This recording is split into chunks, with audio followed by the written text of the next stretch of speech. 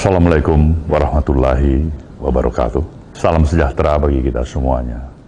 Saudara, para calon kepala daerah, calon gubernur, wakil gubernur, bupati, wakil bupati, wali kota maupun wakil wali kota yang akan menghadapi pilkada serentak pada 9 Desember yang akan datang. Hari ini dengan penuh perasaan sukacita, selaku Ketua Umum Partai Nasdem, saya mengucapkan selamat kepada saudara yang telah ditetapkan oleh Komisi Pemilihan Umum sebagai calon-calon yang telah terpilih di dalam menghadapi pemilu serentak pada 9 Desember yang akan datang. Bagi partai ini, keberadaan saudara sebagai calon yang telah ditetapkan, diputuskan untuk maju di dalam pilkada serentak ini diharapkan sebagai satu kebijakan dan keputusan partai yang terbaik yang telah dilaksanakan. Maka untuk itulah kepada saudara saya tentu menaruh harapan yang sebesar-besarnya. Saudara dapat memahami arti dan misi besar yang sedang diperjuangkan oleh partai ini. Misi besar untuk membawa gerakan perubahan di negeri ini. Dan salah satu arti pencalonan saudara bisa membawa keberhasilan di dalam memaknai tahapan perjuangan melaksanakan gerakan perubahan dalam perjalanan kehidupan kebangsaan ini. Betapa besarnya arti keberadaan saudara apabila dengan seluruh kemampuan dan effort yang saudara dan kita miliki bersama berhasil mendapatkan mandat dari rakyat dan masyarakat. Tentu saya yakin dan percaya saudara mempunyai idealisme di dalam memberikan posisi dan peran arti keberadaan saudara sebagai kepala daerah yang telah mendapat mandat dan kepercayaan dari rakyat. Artinya, memang sungguh-sungguh saudara ingin memberikan sesuatu yang berarti. Tidak hanya berhenti kepada kepentingan pribadi, keluarga, bahkan kelompok dan golongan. Tapi jauh di atas itu, saudara mempunyai suatu komitmen yang mengikat. Saudara adalah anak negeri ini. Anak-anak negeri yang terpilih untuk membangun negeri ini.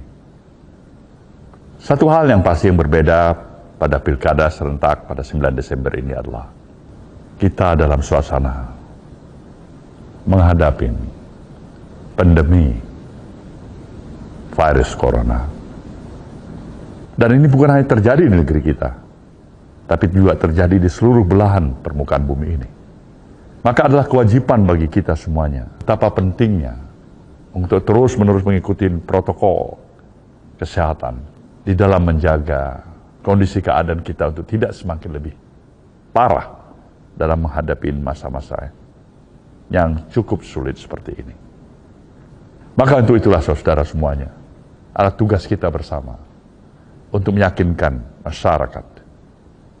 Kita harus bersatu. Kita harus tetap bergandengan tangan dalam suasana kebatinan yang semakin kokoh dan tidak bisa dirusakkan oleh satu aktivitas kegiatan yang bernama pilkada. Kita boleh berbeda di dalam menentukan pilihan kita, tetapi satu hal yang menyatukan kita adalah anak-anak negeri ini yang berkewajiban untuk menjaga keutuhan negeri ini. Nasdem mengharapkan agar saudara tampil ke depan meyakinkan masyarakat bahwa pilihan Nasdem untuk menempatkan saudara adalah didasari oleh satu keyakinan. Kita ingin memulai sesuatu yang baru, yaitu menempatkan kepentingan bangsa di atas kepentingan diri dan pribadi kita. Kita juga ingin menempatkan kepentingan kemajuan kita bersama di atas kepentingan kemajuan kelompok semata-mata. Maka untuk itulah kenapa Nasdem harus tetap konsisten menawarkan sebuah political gagasannya, dimulai oleh pilkada yang pertama kali diikuti oleh partai ini 9 tahun yang lalu. Inilah kita menghadapi tahapan pilkada yang keempat.